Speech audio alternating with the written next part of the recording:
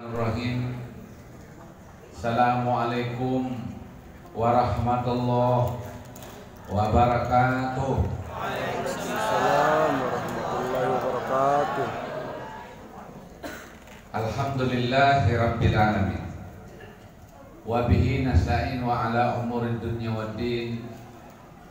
Wassalatu wassalamu ala asrafil anbiya'i wal mursalin. Sayyidina wa maulana Muhammad ibn Abdullah sallallahu alaihi wa ala alihi wa sahbihi wa barik wa sallim. Amma ba'd. Yang saya hormati dan sama-sama kita muliakan Al-Habib Muhammad Thaha Al-Hamid, Ketua Dewan Pembina Yayasan Pendidikan Islam, yang memang sudah saatnya digali. Saya tadi dengan Pak Rektor sempat bisik-bisik sebagai profesor bidang sejarah peradaban.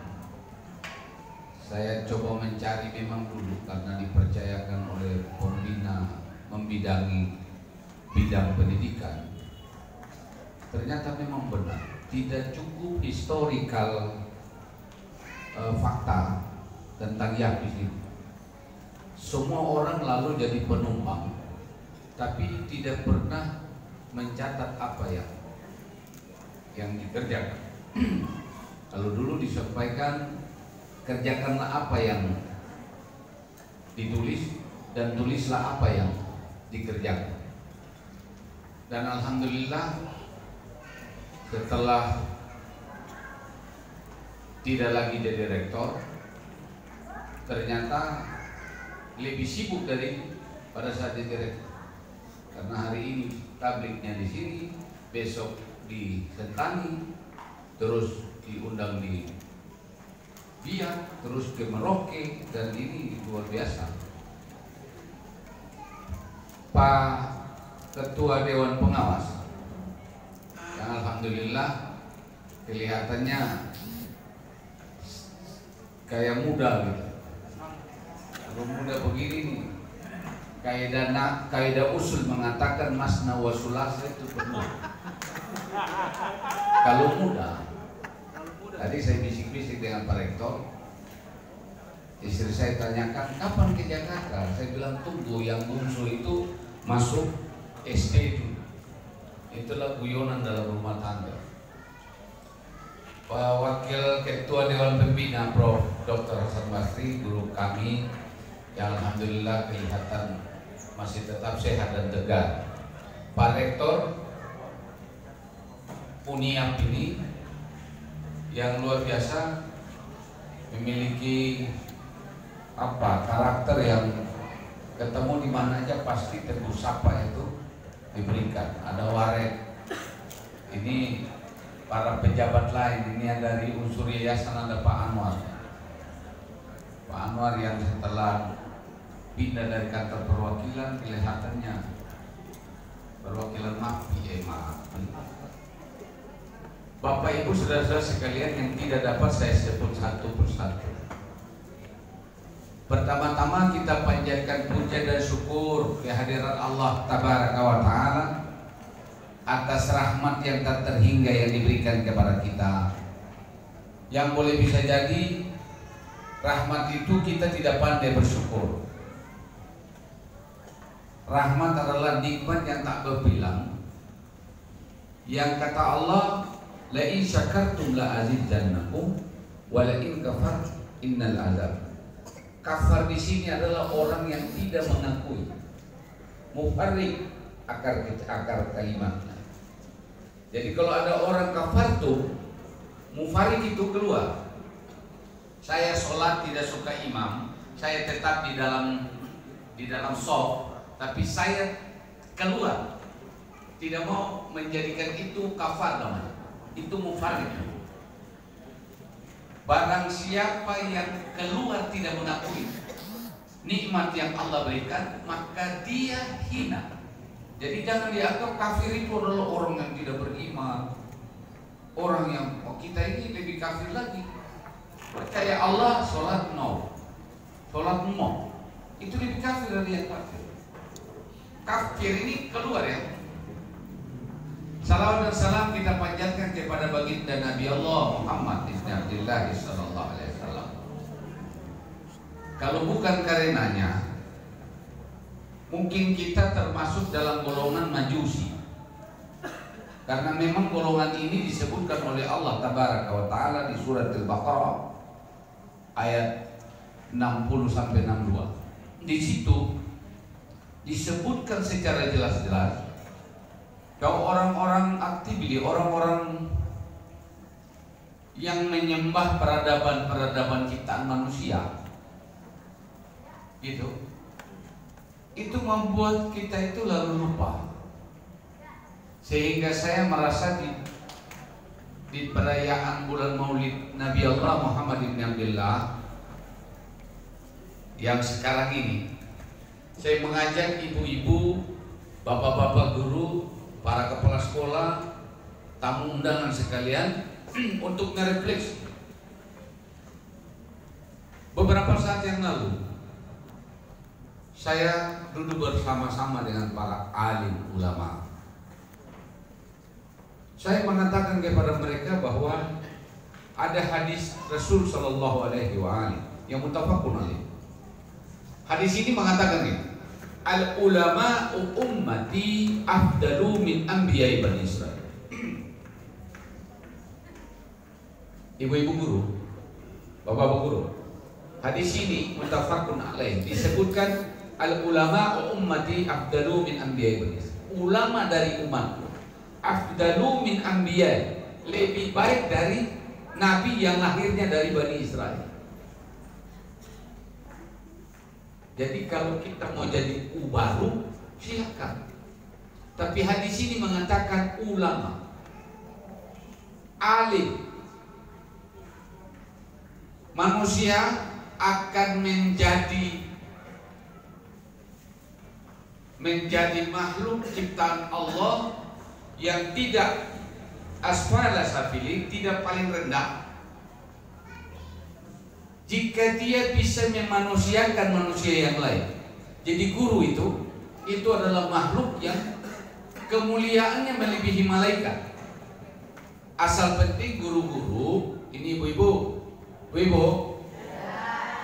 kalian itu akan lebih mulia dari para malaikat kalau ke sekolah itu nawaitu itu ingin mendidik manusia menjadi orang yang hebat. Manusia itu dua, rahasia di dalamnya kadang-kadang sia-sia. Ibu-ibu, bapak-bapak guru akan mulia, derajatnya akan tinggi kalau merubah pandangan anak-anak didik kita. Ini bukan anak kita, ini anak orang.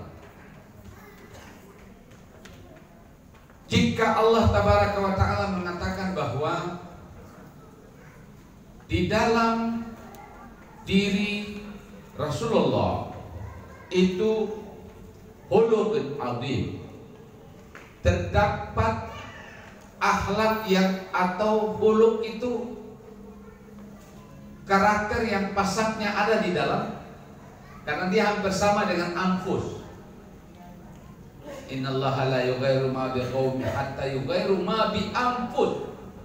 Ini kata kata Quraisy Shihab, Profesor Dr. Quraisy Shihab menafsirkan ayat ini.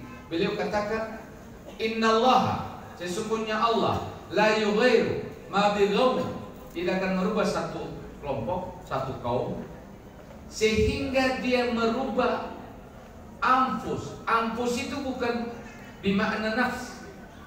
Anfus itu adalah sesuatu yang ada di dalam diri. Kalau kita datang perayaan Maulid Nabi,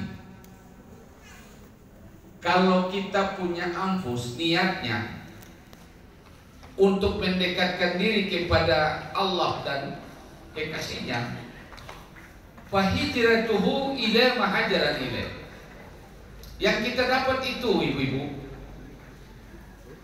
faman kana hijratuhu ila medsos,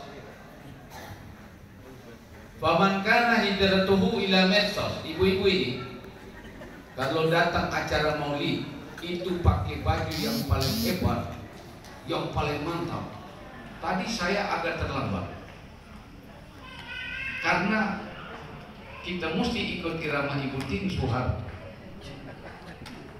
Besolek dulu. Itu ibu-ibu hati-hati. Ada sahabat yang, karena ini hadis ini berkaitan dengan hijrah Nabi dari Mekah ke Madinah. Innamal a'malu binniyat wa innamal likulli amrin ma'an nawa. Semua pekerjaan yang dilihat itu ma'an nawa. Faman kana hijratuhu ila Allahi wa rasul fa hijratuhu ila ma hajara ilaihi. Faman kana hijratuhu ila medsos. Ibu-ibu ini kadang-kadang kalau datang satu acara itu hobinya selfie. Baru selfie, lihat saya di mana, perayaan maulid di HP. Itu baru foto, menit kemudian sudah di-upload.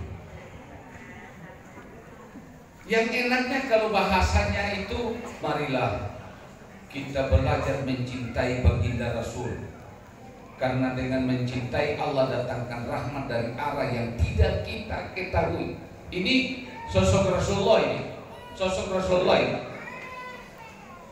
tidak lahir keluar dari pintu rahim ibunya.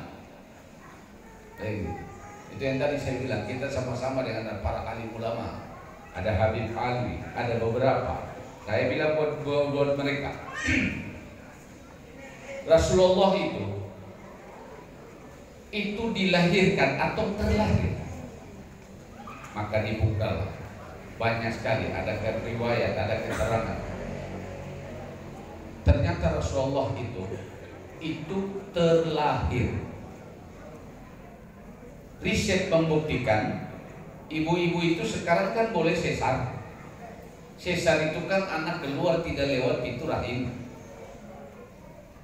Rasulullah pada saat usia 3 tahun dalam riwayat itu dibelah dadanya, lalu tidak bisa dilihat tempat bekas. Rasulullah itu pada saat hadir di muka bumi, kata ibunya, aku melihat nur, aku melihat cahaya. Kira-kira yang keluar itu apa? Saking mulianya, Ikhwanul Karim rahimakumullah, saking mulianya Rasulullah itu tidak pernah keluar dari rahim ibunya. Nah, ini nanti kalau kajian tasawuf ini khusus di ruangan Pak Rektor bahwa kita kaji. Karena saya sering kaji, jadi cuma kaji ini istrinya sering kawal terus, ini bahaya. Ibu-ibu Ikhwanul Karim rahimakumullah, bapak-bapak sekalian, Rasulullah ini adalah sosok yang kita rayakan maulid. Kalau bilang bahwa Abu Lahab itu diringankan siksaannya, semua pasti tahu. Yaumul Isnin, pada hari Senin, Abu Lahab itu diringankan siksaan hanya karena gembira anaknya, ponakannya terlahir. Orang Saudi pada saat itu di Makkah atau di Bakkah, kalau setiap anak lahir mereka tanya, "Walabi, kau punya anak itu laki-laki atau perempuan?" Kalau disebutkan laki-laki, itu langsung mereka berpesta pora, karena dianggap kalau perempuan yang lahir itu aib mereka. Pada zaman jahiliyah, bayangkan Abu ini, Abu Jahal, Abu Lahab, pokoknya abu-abu. Jadi jangan coba-coba kasih nama Abu di belakang. Ada ibu-ibu yang datang ke saya, "Beb, saya ini ingin anak saya melahirkan, tolong Habib kasih nama." Saya kasih nama, kau kasih nama. Kalau laki-laki Abdurrahman, terlalu banyak. Abdullah, terlalu banyak. Saya bilang kalau ini insya Allah tidak ada. Kau cari di dunia Abu Jahannam. Dia bilang mau kita serius Bib. Iya saya juga serius.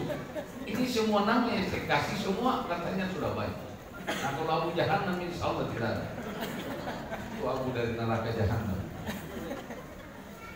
Jadi ikhwan muslimin rahimakumullah, yang kita rayakan adalah sosok yang kemuliaannya itu belum lahir, belum hadir di muka bumi. Itu sudah diceritakan dalam berbagai macam kitab-kitab terdahulu.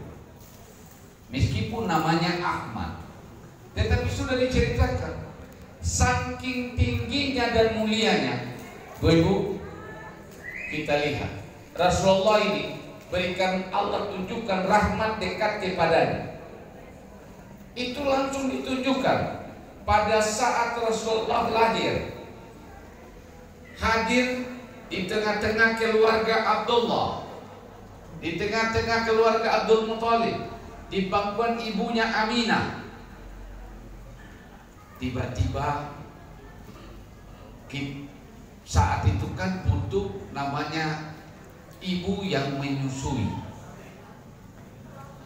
Ibu yang menyusui pada saat itu singkat cerita adalah Halimatus Sa'diyah. Halimatus Sa'diyah ini adalah sosok orang dengan suaminya yang miskin, yang tidak punya, onta pun kurus. Ibu-ibu, lihat ini, orang yang dekat dengan yang namanya Muhammad sallallahu alaihi wasallam itu Allah tunjukkan rahmatnya kepada. Jadi kalau kita Habib Abu Bakar Al-Attas itu pernah menyampaikan kepada kita, maukah di setiap diri kita menanam pohon duit, namanya Sajaratun Nuqud. Kalau kita mau tanam Sajaratun Nuqud di diri kita, itu pastikan dalam satu hari kita baca salawat 1000 kali. Ibu-ibu duduk-duduk begini sambil melihat usia, bacanya Sallallahu alaihi Muhammad, Sallallahu alaihi Muhammad, Sallallahu. Itu saja, sepenggal itu. Sallallahu alaihi Muhammad, Sallallahu alaihi Muhammad. Turun, naik kendaraan, Sallallahu alaihi Muhammad, Sallallahu alaihi Muhammad. Bisa 1000. Bayangkan aja waktu duhur, Sallallahu alaihi Muhammad 200. Asar 200 sudah 400. Maghrib 200 sudah 6. Isya 200 sudah 8. Subuh 200 1000. Itu namanya Sajaratun Nuqud. Ikhwanul karim rahimahullah. Bayi kecil namanya Muhammad dibawa oleh Halimatus Sa'diyah. Langsung tiba-tiba susunya yang tadinya sulit. Ya saya pikir ibu-ibu pasti mengerti. Jika air susunya tidak keluar, sangat-sangat sulit bagi seorang wanita. Tapi pada saat Halimatus Sa'diyah ketemu dengan bayi yang namanya Muhammad, itu langsung Allah berikan nikmat kepadanya dengan nikmat yang berlebihan, berlimpah. Ini menandakan bahwa kalau kita ini betul-betul mau mendapatkan nikmat dari kekasih Allah. Muhammad itu kekasih Allah. Kalau kita ini tidak tahu kekasih siapa. Muhammad Rasulullah itu disebutkan sebagai hambanya. Subhanallazi asra bi 'abdihi lailan. Yang lain tidak disebut hamba. Kita ini tahu hamba siapa. Maka ikhwanul karim rahimakumullah, dari keterangan lahirnya Halimatus Sa'diyah membawa pulang sampai di rumahnya kambingnya atau dombanya yang kurus-kurus lalu berubah. Berarti kita ini jika mau ingin rahmat Allah dekat dengan kita, maka hadirkan Rasulullah di Kita ini kadang-kadang sholat kita pelajari, tapi kita tidak tahu bagaimana cara implementasi sholat. Padahal Rasulullah mengatakan, sallu kama ra'aitumuni sholli. Sholatlah engkau sebagaimana engkau ra'aitu, engkau melihat. Ini Pak Saiful ini dari pondok. Ra'aitu di situ adalah kejadian yang saat ini. Fi'ilnya itu, kalau ra'aitu itu sedang kamu lihat. Berarti kalau kita takbir Allah, pastikan kita sedang melihat Nur Muhammad yang sedang angkat takbir. Masa bodoh? Sekali salah, dua kali itu yang dibilang kama sebagaimana engkau melihat aku. Di situ tidak disebutkan kama as-sahabati, tidak. Kama ra'aitumuni. Jadi kalau kita sholat, karena kan kita sedang mengikuti tata cara yang itu maksudnya. Kenapa demikian? Karena apa yang disandarkan kepada baginda Rasul Shallallahu Alaihi Wasallam itu akan mendatangkan rahmat dari Allah, akan mendatangkan maghfirah dari Allah Tabaraka wa Ta'ala. Kalau kita ini kadang-kadang sholat ini ibu-ibu, sholat tidak punya keterangan. Kita sholat, padahal sholat ini harus dipelajari. Karena kullu amalin halkan illa mukhlisin, wa amalin mukhlisin bis sholat. Orang mau mengerjakan amal itu mukhlis, ikhlas, tidak memikirkan macam-macam. Itu pendekatannya adalah bis sholat, dengan sholat. Nah kita ini kadang-kadang sholat itu gurunya ibu-ibu. Ini anak-anak kita yang perempuan khususnya. Oh laki-laki ini mau angkat begini, mau angkat begini, mau bagaimana, tidak jadi sholat. Tapi wanita itu tertibnya luar biasa. Tapi banyak sekarang ini wanita kalau sholat itu diangkat tangan sejajar. Padahal kemuliaan wanita itu sejajar dengan yang mulia. Begitu Pak. Jadi kalau wanita itu Allah sejajar dengan Maha hidup yang bisa menghidupkan. Begitu.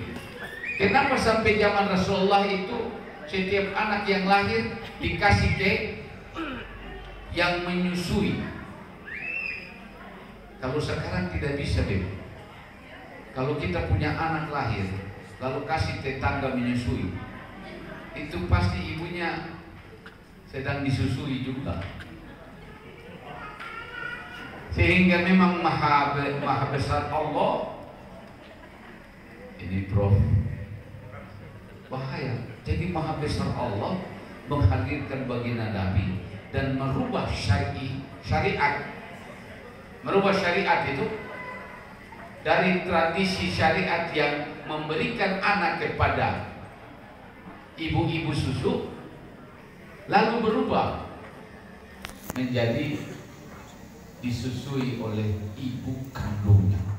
Karena Rasulullah itu mengerti jika kalau tradisi ini dipertahankan, khawatirkan jangan sampai ibu baru selesai melahirkan lewat 40 hari bro, masa nifasnya sudah selesai.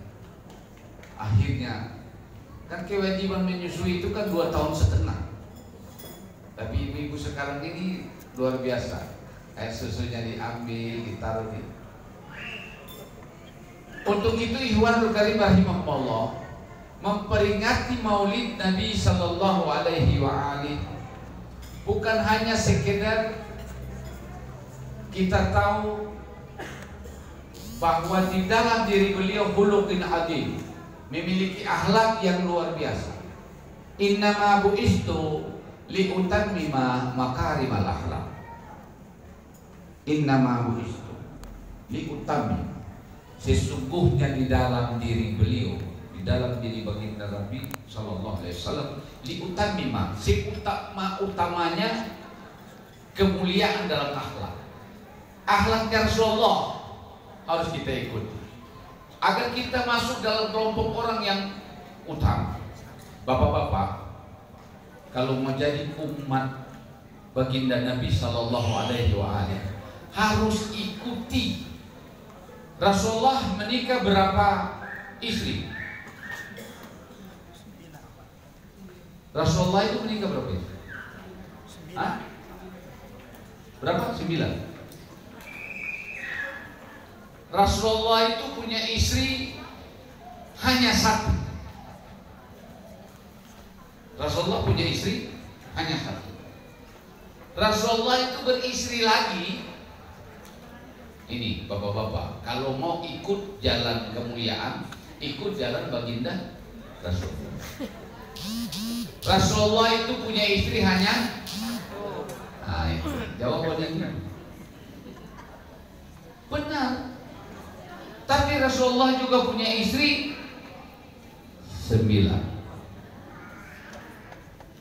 Tapi Rasulullah itu nambah istri sesudah Khadijah meninggal.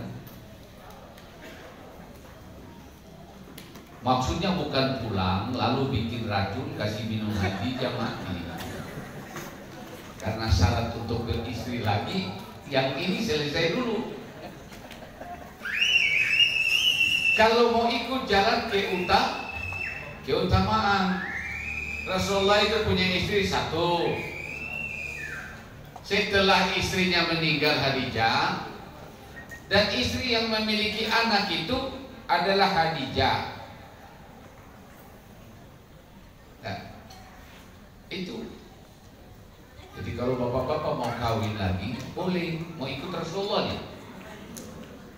Syaratnya itu. Karena Rasulullah itu istrinya yang pertama, Khadijah, meninggal. Lalu Rasulullah sedang berjalan ingin mau pergi di rumahnya Sayyidina Abu Bakar, sahabat beliau. Pas Sayyidina Abu Bakar juga dari rumah itu mau ke rumahnya Rasulullah. Di pertengahan jalan mereka berjumpa. Di situ Rasulullah menunjukkan ada daun yang dibawa oleh Sayyidina Jibril, malaikat Jibril dari surga. Daun ini itu ditunjukkan kepada Sayyidina Abu Bakar. Ya Abu Bakar, saya ini disuruh menikah dengan yang ada di gambar itu. Jadi foto itu zaman Rasulullah sudah ada, malah bukan di handphone, daun. Ternyata siapa dia? Dia adalah anaknya Sayyidina Abu Bakar. Sayyidina Abu Bakar, waladi, ini anak saya. Itu sama dia lagi main gici-gici. Ya, di kampung bilang main gici-gici. Main apa? Ya sekarang Aisyah, itu kan lagu itu kali. Ya sekarang kan Rasulullah bermain dengan dia. Sehingga tradisi kenapa sampai kalau orang menikah jabat tangan, itulah awal dari tradisi. Sayyidina Abu Bakar memegang tangannya, ya gitu. Ya Nabi Allah, ulurkan tangan, aku pegang, aku halalkan, itu anak saya halalkan jadi istri. Usia 9 tahun. Orang mengatakan impossible, tidak masuk akal. Kalau kita ukur Sayyidina Aisyah 9 tahun dengan orang di Indonesia, ya iya dong. Anak-anak di Indonesia 9 tahun begini. Anak-anak di Saudi 9 tahun 1,5 meter. Karena dia lahir makannya unta. Jadi bibit bobotnya itu panjang-panjang. Ini coba lihat Pak Anwar, panjang begini karena mamanya dari Bafadar. Kalau mamanya rumah kan nggak pendek. Jadi itu betul Aisyahnya usia muda, tapi orangnya tinggi, sehingga Rasulullah membiarkan sampai dengan pertumbuhan dan sebagainya. Nah ini memberikan gambaran kepada kita bahwa perayaan Maulidur Rasul itu mari kita ambil hikmah bukan hanya dari beliau ditunjuk sebagai baginda Rasul, tetapi beliau masih pada saat lahir aja itu memberikan rahmat kepada orang yang dekat dengan beliau.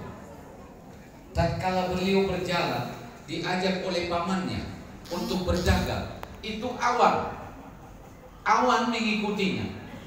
Nah, ini ada ilmunya juga, ibu-ibu, bapak-bapak. Jikalau terlihat di langit hitam akan hujan, Anda bisa meminta untuk hujan itu berpindah ke tempat lain. Cukup dengan membaca Allahumma salli afdalas salat ala as'ali makhluqat, itu baca sambil melihat titik awan yang agak putih. Itu langsung spontan Allah berikan perlindungan. Kalau tidak mau percaya, coba kan gratis. Karena saya sudah coba, sudah sering kali. Wah, ini nanti ini mau sampai di sana hujan. Saya melihat titik awan yang agak putih, saya baca Allahumma salli afdal salat ala as'adi makhluqat dan seterusnya. Ternyata betul. Sampai di acara, pulang di rumah, baru hujan. Jadi begitu ibu. Mari kita ikuti semua tindak tanduk baginda Nabi Allah Sallallahu Alaihi Wasallam, bukan hanya sekedar perayaan. Atau kalau kita ingin bergembira bahwa yang kita rayakan ini adalah sosok yang oleh Allah dikatakan rahmatan lil alamin. Muhammad ini tidak lain terkecuali rahmatan lil alamin, menjadi rahmat bagi seluruh sekalian alam. Alam mana? Alam kandungan. Sehingga kalau ada ibu-ibu yang mengandung, maka perbanyaklah membaca ya Nabi salam alaik. Itu sambil mengusap-ngusap diniatkan. Karena jin itu, kalau kalian baca Yasin, dia tahu Yasinnya. Jin itu akan resah, mengganggu janin kalau yang dibaca itu salawatan. Jin itu kalau dibacakan salawat, jadi kalau ada orang kemasukan jin, baca ayatul kursi, jin ketawa, baca apa saja jin ketawa. Coba baca salawat nariyah, itu dia akan lari. Dia tidak siap, karena yang didengungkan adalah kekasih Rabbul Alamin. Ikhwanul karim rahimakumullah. Terus yang terakhir dari apa yang ingin saya sampaikan pada kesempatan yang mubarakah ini, yang namanya silaturahim. Di dalam Al-Quran Allah katakan ittaqallah ya ayyuhalladzina amanu ittaqallah, wahai orang-orang yang beriman, bertakwa kepada Allah. Wasillu arhamakum, wahai orang-orang yang beriman, ibu-ibu guru, bapak-bapak guru, para sekolah, tamu undangan sekalian. Ini ayat jika direnungi, jika dikaji dari asbabun nuzul, kenapa Allah mengatakan ya ayyuhalladzina amanu, hai orang-orang yang beriman, ittaqallah, bertakwa kepada Allah, wasillu arhamakum, dan sambung tali silaturahmi. Seakan-akan Allah mengatakan ini, tidaklah aku anggap kalian bertakwa kalau silaturahminya itu tidak kalian jalin. Maka para mufassir mengatakan bahwa kecintaan seseorang, kecenderungan seseorang harus dibentuk sedemikian rupa sehingga kecenderungan dan kecintaan ini itu karena Allah dan Rasul. Kita datang di sini. Tadi saya bisik-bisik dengan Pak Rektor. Saya tidak bisa bayangkan kalau seluruh guru dan kepala sekolah itu hadir, ini membludak. Apalagi 54 tahun. Tapi kata Pak Rektor, ini dibatasi. Nah, ada orang yang mengatakan perayaan Maulid Nabi, perayaan Isra Mi'raj itu bid'ah. Malah ada yang mengatakan bid'ah dalalah. Wa kullu bid'ah dalalah finnar. Padahal di dalam Islam itu, kalau kita belajar tentang masya'u fikih dakwah, di dalam Islam itu ada dua. Ada konsep yang sifatnya syar'i, ada konsep yang sifatnya syiar. Kalau begini-begini nih, itu bukan syar'i, hanya orang bodoh fitbah dulu. Kita ini sudah mukmin. Saya di Habib Toha ini sudah mukmin dari zaman nutfah.